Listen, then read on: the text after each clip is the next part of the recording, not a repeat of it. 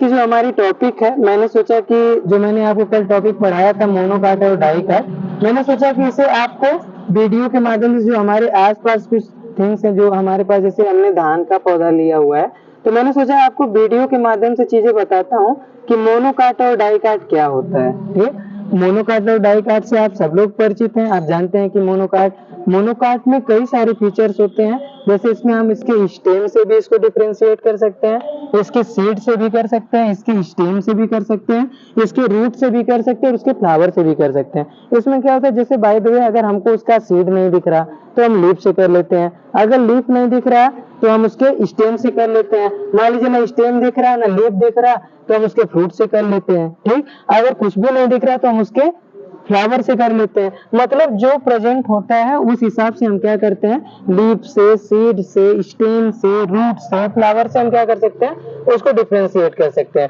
तो जो मैंने कल टॉपिक पढ़ा तो मैंने सोचा आज आपको जो आसपास जैसे पौधा है हमारे पास, तो मैंने सोचा कि धान के पौधे को लेकर के, आप धान का पौधा जानते हैं मोनोकाट है। क्यों मोनोकाट है? क्योंकि जब आप इसके सीड को, इसके ऊपर की जो लीफ की लेयर है इसको हटाएंगे तो केवल एक ही भाग इसमें रहता है, मतलब ये दो भागों में डिवाइड नहीं होता। उस तरीके से जैसे आप मान लीजिए मटर है, मटर की दाल देखते हैं या मटर है, मटर को जब आप छीलते हैं तो क्या होती है, दो भागों में डिवाइड हो जाती है, तो उसकी जो सीड होती है दो भागों में डिवाइड हो जाती है, तो उसे हम डाइकाट कह देते हैं।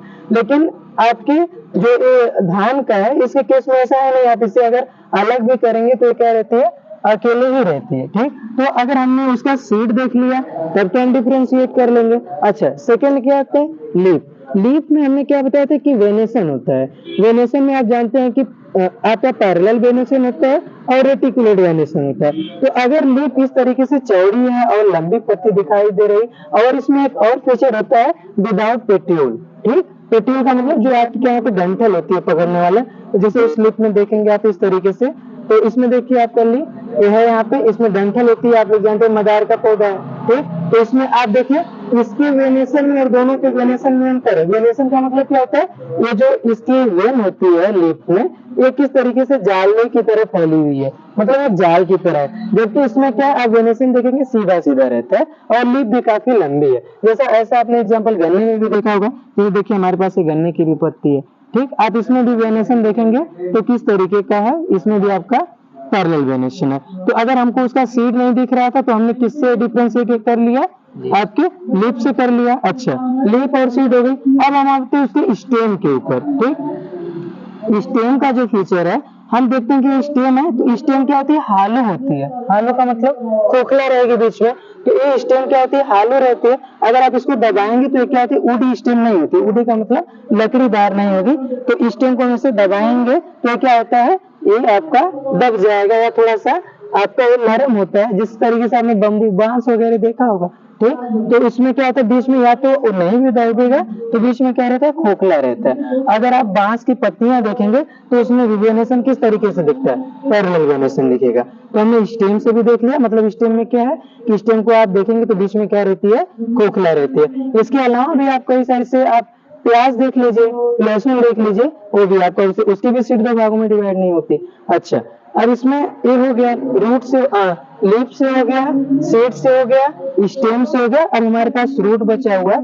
रूट देखिए यहाँ पे हमारे पास मैंने धान का ही लिया हुआ है। तो आप जानते हैं कि रूट में भी टाइप होते हैं, एक होती है आपकी फाइब्रस रूट और दूसरी क्या होती है, टैप रूट। टैप रूट के केस में आप जानते हैं कि टैप रूट जो होती है वो नीचे जाकर के फिक्स होती है। ठीक, जबकि फाइब्रस रूट जैसे आप मेज में देखे होंगे, मेज यानी मक्का में देखे होंगे, उसके ऊपर ही रूट क्या होती है, पूरी फैल जाती है और फैलने के बाद उसको वहीं पे फिक्स करती है, मतलब ऊपर ही रूट रह जाती है। जबकि जो टैप रूट रहती है, जो आपके बड़े प्लांट होते हैं जैसे शीशम वगैरह में, आप देखेंगे उसकी रूट कहाँ जाती है, नीचे तक जाती है। तो ये फाइब्रस रूट आप देखेंगे, ये ब्रांच, ये जो स्टेम होती है इसके ऊपर से ये राइज हो जाती है।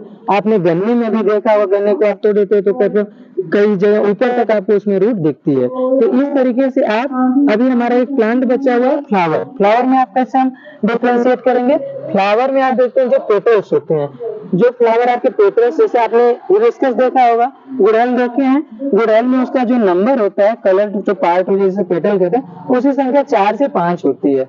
जबकि जो आपके मोनोकाट होते हैं उसमें आपके जो पेटल्स की संख्या रहती है वो 3 के मतलब ग्रुप में रहती है, 3-3 के ग्रुप में रहती है। तो इस तरीके से अगर हमें किसी भी प्लांट्स को डिफरेंशिएट करना है कि वो मोनोकाट है कि डाइकाट है, तो इस तरीके से अगर उसे सीड दिख रही है तो ये डिफरेंशिएशन है, लीफ दिख रही है तो, स्टेम दिख रही है तो, या रूट दिख रही है या फिर फ्लावर दिख रहा है, तो इस तरीके से आप पूरे प्लांट को देख करके डिफरेंशिएट कर सकते हैं कि प्लांट कैसा हमारा मोनोकाट है कि डाइकाट है।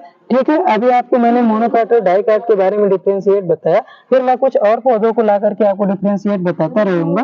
इसके बाद आज जब आप घर जाएंगे तो कुछ ऐसे आप आसपास के पौधे कलेक्ट करिएगा और आप भी उसे कलेक्ट करके एक खोजने का प्रयास करिएगा कि हम भी डिफरेंशिएट करें कि कौन मोनोकाट है और कौन सा डाइकाट है। ठीक है, मिलते हैं अगली वीडियो।